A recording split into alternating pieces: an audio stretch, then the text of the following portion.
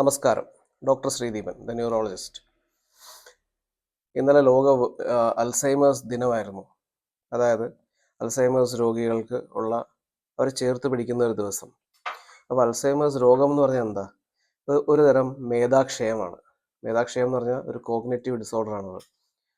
നമ്മൾ ഒരു type of dementia എന്ന് പറയും. അതായത് അവർ ആ അസുഖത്തിൻ്റെ ഭാഗമായി അവരുടെ ആക്ടിവിറ്റീസ് ഓഫ് ഡെയിലി ലിവിങ്, അതായത് അവർ ഡേ ടു ഡേ എല്ലാ ദിവസവും ചെയ്യേണ്ട അവരുടെ അത്യാവശ്യമായിട്ടുള്ള കാര്യങ്ങൾക്ക് പോലും ബന്ധുക്കളെ ഡിപ്പെൻഡ് ചെയ്യേണ്ടി വരുന്ന ഒരു അവസ്ഥയാണ് ഡിമെൻഷ്യ എന്ന് പറയുന്നത്. അപ്പം അതിൻ്റെ ഒരു വെറൈറ്റിയാണ് അൽസൈമേഴ്സ് രോഗം.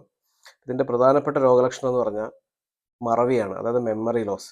പിന്നെ അസുഖം കൂടുന്നതിനനുസരിച്ചിട്ട്, വഷളാകുന്നതിനനുസരിച്ചിട്ട് നമ്മുടെ സ്ഥലകാലത്തിനെ കുറിച്ചുള്ള ഒരു അവബോധത്തിന് കോട്ടം വരികയും, പിന്നെ അതിനുശേഷം നമ്മുടെ ഈ ഗോൾ ഡയറക്റ്റഡ് ആയിട്ടുള്ള കാര്യങ്ങൾ, അതായത് ഇപ്പോൾ ഒരു ഭക്ഷണം ഉണ്ടാക്കുന്നത്, അല്ലെങ്കിൽ ഒരു കടയിൽ പോയി സാധനം മേടിക്കുന്നത്, ടി വി കാണുന്നത്, ഇതെല്ലാം ഒരു ഗോൾ ഡയറക്റ്റഡ് ആയിട്ടുള്ള ആക്ടിവിറ്റിയാണ്. അപ്പോൾ ഈ കാര്യങ്ങൾ, പിന്നെ സ്മാർട്ട് ഫോൺ ഉപയോഗിക്കുന്നത്, ഈ ഗോൾ ഡയറക്റ്റഡ് ആയിട്ടുള്ള ആക്ടിവിറ്റീസ് അവർക്ക് കറക്റ്റായിട്ട് ചെയ്യാൻ പറ്റാതാകുന്നു. പിന്നീട് കൂടുതലായിട്ട് അസുഖം വഷളാകുന്ന സമയത്ത് പെരുമാറ്റ വ്യത്യാസവും പിന്നെ സൈക്കാട്രിക് രോഗലക്ഷണങ്ങളും, പിന്നീട് അവർക്ക് നടക്കാൻ പറ്റാതാകുന്നൊരവസ്ഥയും, ഒരു ലേറ്റർ സ്റ്റേജിൽ ബെഡ് കിടപ്പാകുന്നൊരവസ്ഥയും ഉണ്ടാകാം. അപ്പോൾ നമ്മുടെ ഈ ലോകത്ത് ഏജിങ് പോപ്പുലേഷൻ, പ്രായം കൂടുന്ന ആ ജനത വളരെയധികം കൂടുതലാണ്.